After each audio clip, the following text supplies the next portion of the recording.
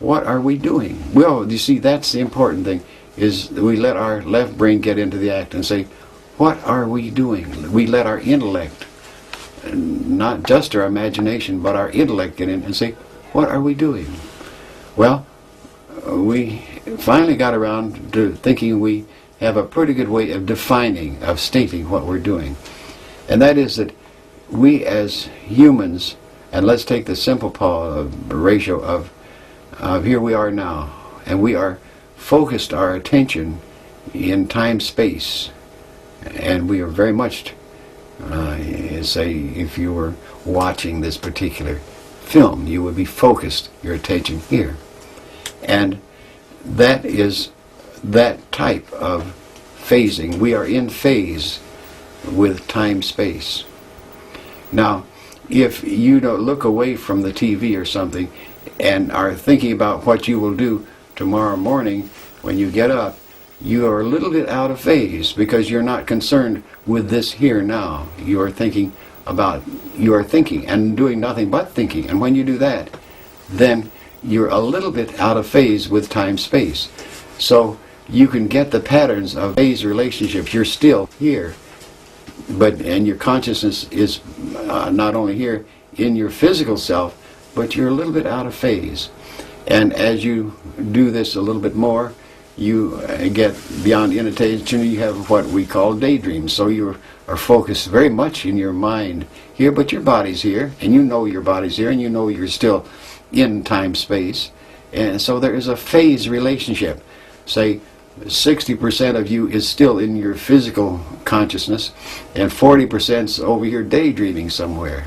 And if you move it a little bit more, you get into such things as out-of-control phasing that are caused by alcohol, for example, and you're drunk, or drugs, and you're all on some drug high. And it's all uncontrolled, though. It's tremendously uncontrolled. And you can't start it, stop it, but you're out of control, but you're out of phase. So you are perceiving two things at once. The out-of-control stuff here, and you have physical matter. And there begins the other very serious question, is that the person who has dementia or some form of psychosis is in a dual phase relationship and cannot differentiate between the time-space physical phasing and this other that he perceived. So he sees little men and he hears voices and all kinds of things that are coming to him from this other phase relationship, and he can't explain them. And so he tries to mix the two to the degree that they are both the same thing when they're really not the same thing. So he goes into a mental hospital, or they give him drugs like beta blockers to stop this other phasing. So if you think of that moving onward out through there, you can see what I mean by phasing. I can probably say, take a piece of paper and say, this, for example, is a phase relationship, and that's totally focused. Can you see it on the camera there? That's pretty good, isn't it? You don't have to focus it tight, but just get the angle. Now, as I turn this is moving slightly out of phase. So you have difficulty seeing the print more and more until this way it's very narrow. You could not even define what that is. It's just a line there.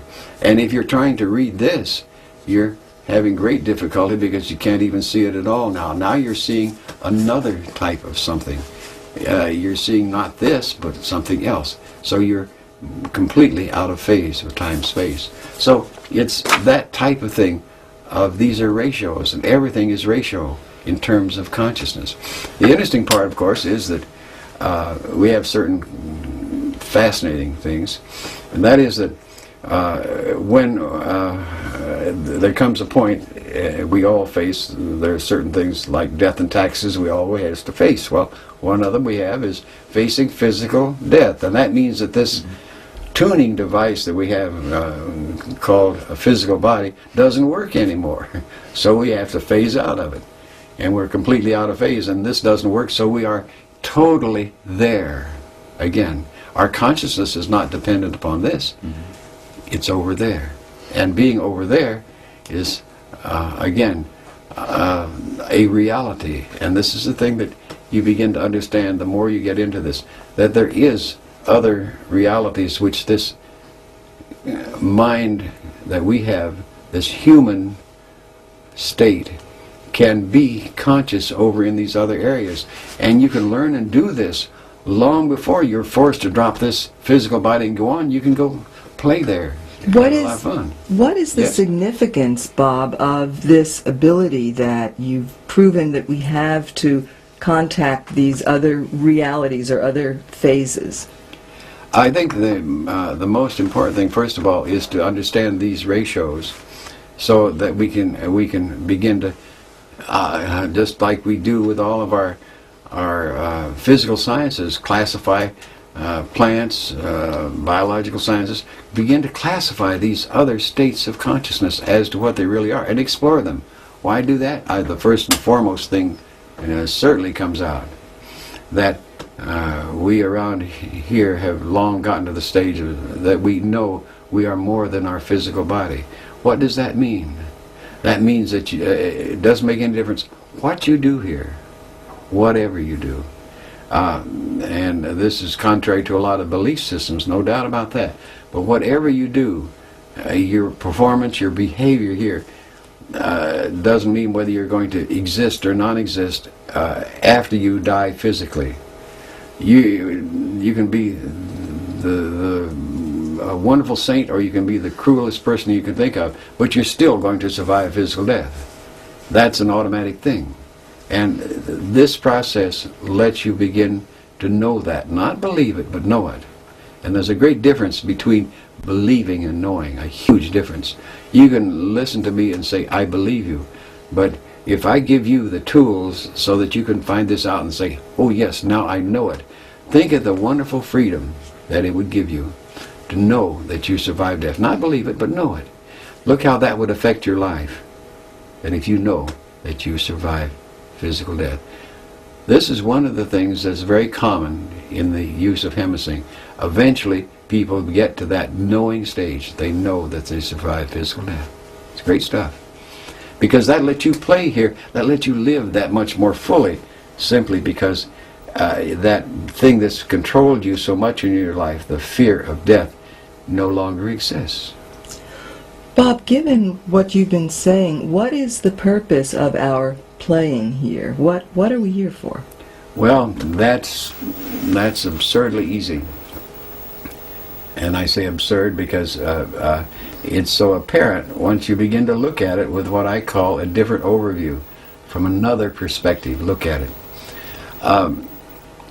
It's best described as you come here as a vortex of energy, and I might add as an alien to this Earth life system. You don't belong here, so you try to change it. Humans try to change it. They don't like the way trees are planted, so they plant them in rows when this system says do it this way, and they want it a nice straight. That's typical of humankind. But why do we come to this thing we call the Earth and live on Earth and be human? Very, very fascinating but obvious answer. And the more you look at it, the more obvious it becomes to you. And that is that you came here to learn. Now, what did you come to learn? These are nice, neat questions.